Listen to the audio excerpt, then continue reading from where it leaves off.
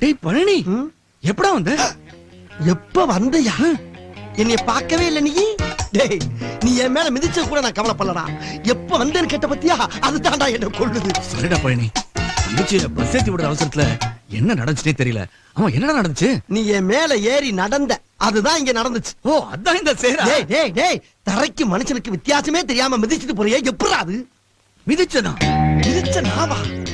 டேய், 10 தடவை பார்த்து போன்னு உன் தங்கச்சி சொன்னையே, ஒரு தடவை என்னைய பாத்தியாடா நீ?